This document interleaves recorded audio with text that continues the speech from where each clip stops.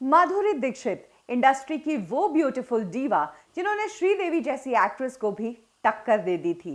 In fact अगर बात करें माधुरी दीक्षित की तो उनकी फैन फॉलोइंग आज भी बॉलीवुड के किसी भी बड़े सुपरस्टार से बहुत ज्यादा है और उनकी इस फैन फॉलोइंग में हर एज ग्रुप है। इनफैक्ट अगर बात करें माधुरी दीक्षित के सबसे बड़े फैन की तो एक बहुत बड़े पेंटर यानी कि एमएफ हुसैन माधुरी के सबसे बड़े फैन हैं। और आज एमएफ हुसैन का माधुरी के लिए क्या ऑब्सेशन था उसी के बारे में बात करेंगे। कब माधुरी को देखकर एमएफ हुसैन हुए उनके फैन, क्यों माधुरी के लिए उन्होंने अपना नाम चेंज किया, अपना पहनावा चेंज किया और कैसे माधुरी के लिए वो एक बार हॉस्पिटल भी गए।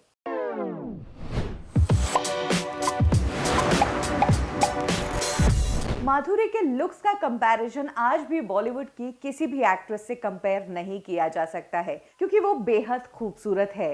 ये 1994 में माधुरी दीक्षित की फिल्म आई थी हम आपके हैं कौन, और इस फिल्म को देखने गए थे लिबर्टी सिनेमा में नामी पेंटर एमएफ हुसैन साहब। उन्होंने हम आपके हैं कौन में माधुरी के निशा वाले कैरेक्टर को देखा और उस कैरेक्टर से वो इतने ज़्यादा अटैच हो गए कि उन्होंने इस फिल्म को रिकॉर्ड तोड़ 95 टाइम्स देखा। सेम थिएटर में सेम सीट उनके लिए बुक करवा दी गई थी परमानेंटली और हर बार एमएफ हुसैन उसी सीट पर बैठकर अपनी निशा को देखा करते थे। तो कुछ इस तरह का ऑब्सेशन था एमएफ हुसैन का माधुरी दीक्षित के लिए। वेल आज तक किसी भी स्टार फैन की इस तरह की स्टोरी हमें सुनने को नहीं मिली है। एमएफ हुसैन खुद तो एक बहुत ही बड़े सेलिब्रिटी थे ही, लेकिन 80 साल की उम्र में उन्हें 30 साल की माधुरी और उनके लुक्स, उनकी बातें, उनकी हंसी, उनकी स्माइल सबसे प्यार हो गया था। यही कारण था कि अब वो माधुरी से जल्दी मिलना चाहते थे। माधुरी से मिलने के लिए एमएफ हुसैन साहब ने माधुरी के मैनेजर को कांटेक्ट किया और उन्हीं के थ्रू वो माधुरी से मिलने उनके घर गए। जिस दिन एमएफ हुसैन साहब माधुरी से मिलने जा रहे थे तब उन्होंने माधुरी और उनके फैमिली की फेवरेट बिरयानी खुद बनाई और अपनी मर्सिडीज में उस बिरयानी को लेकर माधुरी के घर गए, जहां पर सब ने मिलकर उस बिरयानी को एंजॉय किया। यहीं से इनकी फ्रेंडशिप माधुरी के साथ शुरू हो गई थी। इनफैक्ट एमएफ हुसैन कोशिश करते थे कि वो माधुरी की फिल्म के सेट पर और ज़्यादा से ज़्यादा माधुरी की लाइफ का हिस्सा बने। यही कारण था कि एक बार जब फिल्म मोहब्बत की शूटिंग चल रही थी, जिसे माधुरी के मैनेजर राकेश नाथ प्रोड्यूस कर रहे थे और उसको डायरेक्ट कर रही थी राकेश नाथ की वाइफ रीमा, वहां पर फिल्म के सेट पर एमएफ हुसैन भी माधुरी से मिलने के लिए गए। माधुरी से जब एमएफ हुसैन साहब मिलने के लिए गए तो वहां पर सभी लोग उनको देखकर शॉक्ड रह गए क्योंकि उन्होंने माधुरी के लिए अपना एक कूल लुक अपना दिया था। जो एमएफ हुसैन अब तक सिर्फ और सिर्फ कुर्ता पजामे में ही दिखा करते थे, वो अब शर्ट, पैंट और एक हैट स्पॉट करने लगे थे। उनका ये कूल लुक कहा जा रहा था कि माधुरी से ही इंस्पायर्ड था। 30 साल की माधुरी ने उनके ऊपर कुछ इस तरह से जादू कर दिया कि उन्होंने अपना पहनावा ही चेंज कर दिया।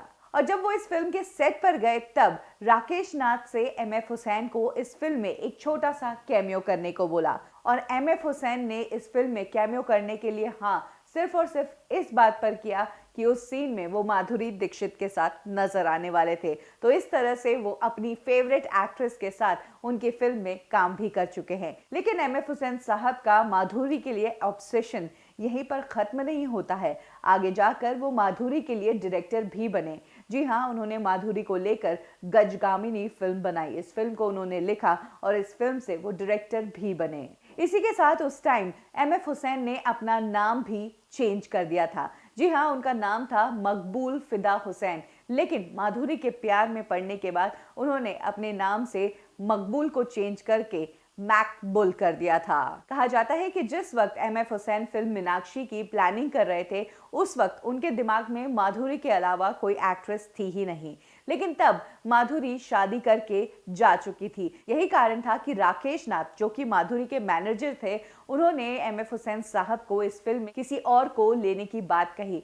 इस पर राकेश नाथ और एमएफ हुसैन साहब में बहुत बड़ा झगड़ा भी हो गया था। फाइनली जब हुसैन साहब की माधुरी के साथ बात हुई और माधुरी ने उन्हें बताया कि वो अभी इंडिया ट्रैवल नहीं कर सकती है, वो अपनी फैमिली को संभाल रही है, तब इस फिल्म में माधुरी का आइडिया ड्रॉप किया गया और फिर तब्बू को इस फिल्म में लिया गया। कहा तो ये भी जाता है कि इस फिल्म में कुछ बोल्ड सीन्स थे, यही कारण था कि माधुरी ने इस फिल्म में काम करने से मना कर दिया। और अब बात करते हैं एक सबसे शॉकिंग इंसिडेंट की, जो अब तक किसी भी फैन ने अपने किसी बड़े एक्टर के लिए नहीं किया था। जी हाँ, एक बार ऐसी खबर आई कि एमएफ हुसैन की तबीयत बहुत ज़्यादा ख़राब है और उन्हें मुंबई के ब्रीच कैंडी हॉस्पिटल में एडमिट करवाया गया है। तभी कई लोगों ने उनसे बात करने की कोशिश की। तब एक सीनियर जर्नलिस्ट, जो कि माधुरी के भी अच्छे दोस्त थे और एमएफ हुसैन साहब के भी अच्छे दोस्त थे, उन्होंने हुसैन साहब को कॉल किया और उनकी तबीयत के बारे में पूछा।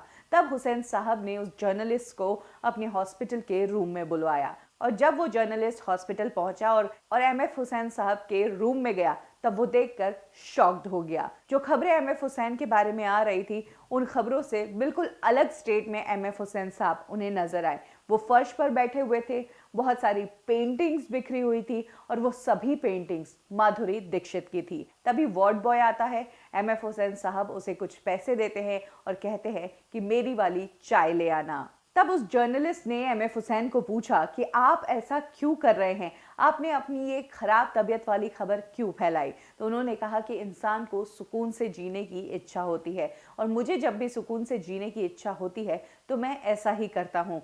तब एमएफ हुसैन ने ये बीमारी का सिर्फ नाटक किया था ताकि वो एकांत में रहे, दुनिया से दूर रहे और फोकस कर पाए अपनी उन पेंटिंग्स के लिए। जी हाँ, तब एमएफ हुसैन साहब ने ब्रीच कैंडी हॉस्पिटल में रहते हुए माधुरी की बहुत सारी पेंटिंग्स बनाई उन्हें गिफ्ट करने के लिए। इनफैक्ट अपनी फैमिली को सेट करने के बाद माधुरी दीक्षित ने फिर से जब बॉलीवुड में कमबैक किया था फिल्म आजा नचले से, तब माधुरी के लिए एमएफ हुसैन ने एक स्पेशल स्क्रीनिंग रखवाई और उन्होंने पूरा थिएटर ही बुक कर लिया था। कुछ इस तरह से एमएफ हुसैन साहब 80-85 की उम्र में भी माधुरी दीक्षित को लेकर इस तरह से ऑब्सेस थे। लेकिन माधुरी ने हमेशा हुसैन साहब की फीलिंग्स की इज्जत की है। वो उनके प्यार और उनके ऑब्सेशन को समझ सकती थी और उन्होंने हमेशा हुसैन साहब को वो इज्जत दी है। कब, क्यों और कैसे में अभी के लिए बस इतना ही। फिर मिलेंगे बॉलीवुड की एक और स्टोरी के साथ। लाइक करें हमारा फेसबुक पेज बॉलीवुड ठिकाना, फॉलो करें हमें इंस्टा पे और सब्सक्राइब करें हमारा यूट्यूब चैनल बॉलीवुड ठिकाना।